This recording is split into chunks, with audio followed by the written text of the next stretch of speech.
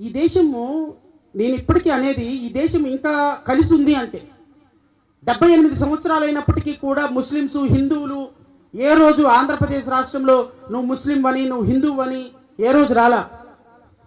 నాకు తెలిసినంత వరకు, నాకు ఊహ వచ్చిన తర్వాత, నువ్వు మాల, నువ్వు మాదిగా అని ఇద్దరి మధ్య వైరం పీడ్చుకొచ్చింది ఒక దుర్మార్గుడు మందకృష్ణ మాదిగ వల్లే వచ్చింది తప్ప ఎవరి వల్ల రాలా ఇంతవరకు. I'm very sorry to say. ఈ రోజున దళిత క్రైస్తవులు అని చెప్పి భారతీయ జనతా పార్టీ ఎజెండాలో అందరినీ తీసుకొని వెళ్ళిపోయి భారతీయ జనతా పార్టీకి గంప గుర్తుగా అమ్మేయడానికి మొత్తం ఊరంతా తిరుగుతున్నాడు. నా సోదరులు అంటే నాకు కోపం లేదు. I not against for Madigas because they are also my brothers.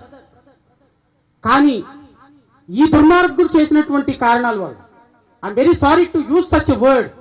Because అన్నదమ్ముల మధ్య గొడవ పెట్టి తాచుపామునైనా వదిలేయండి కానీ మానవాడిని వదిలేయొద్దు అని చెప్పినటువంటి మీరు ఈరోజు నా మానవ సోదరుడికి అన్యాయం జరుగుతుందని చెప్పి పట్టుకొని వాటేసుకుంటుంటే, ఈరోజు మీరు తీసుకొచ్చినటువంటి జడ్జిమెంట్ వల్ల సుప్రీంకోర్టులో ఈరోజు క్రిమిలేయర్ అనేటువంటి ఒక సిస్టమ్ని ప్రవేశపెట్టమని మళ్ళీ సుప్రీంకోర్టులో మన జడ్జిమెంట్ కోసం మళ్ళీ ఒక కోర్టు కేసు పడింది. ఈ క్రిమిలేయర్ సిస్టమ్ అమలైతే ప్రతి మాదిగ సోదరుడికి 8 లక్షల రూపాయలు దాటింది అంటే రిజర్వేషన్ కట్. ఒక కుటుంబంలో ఒకరికే రిజర్వేషన్. అన్నకి ఉద్యోగం వచ్చిందా, తమ్ముళ్ళు ఇద్దరికి ఉద్యోగాలు లేవు, చెల్లెలకు ఉద్యోగాలు లేవు. ఒక ఫ్యామిలీ, ఒక యూనిట్, ఒక్కసారి మీ ఫ్యామిలీకి వచ్చిందా మీ తరంలో ఇంకొక ఫ్యామిలీకి ఉద్యోగాలు లేవు. Because unit is a family. There is a limit for 8 lakhs for creamy layer.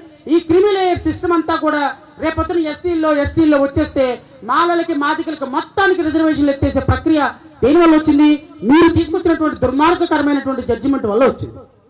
మరి దాని గురించి మాట్లాడరా?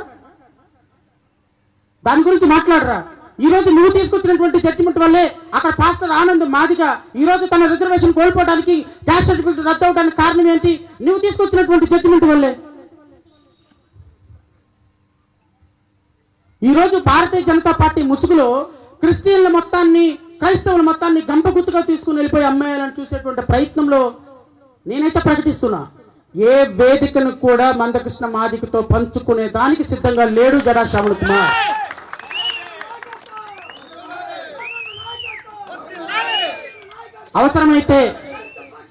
అవసరమైతే మాదిక సోదరుల కోసం నేను నిరాహార దీక్ష చేస్తాను, నేను కూర్చుంటాను తప్ప మనువాదులని, కుతంత్రవాదుల్ని భారతీయ జనతా పార్టీ కను సన్నల్లో మెదిగేటువంటి ఒక కులతత్వ వ్యక్తిని మాత్రం ఈ రాష్ట్రంలో యాక్సెప్ట్ చేసే సమస్య లేదు. ఎందుకు అంటే కుల నిర్మూలన మీరు అడుగుతున్నారు, అసలు కులమే అవుతామే క్యాస్ట్ సర్టిఫికేట్ తీసేసండి ఎస్సీలు కానీ రఘురామకృష్ణరాజు అడుగుతున్నారు. మీ ఇద్దరిది ఒకే ఎజెండా కదా. They both are coming walking in the same agenda.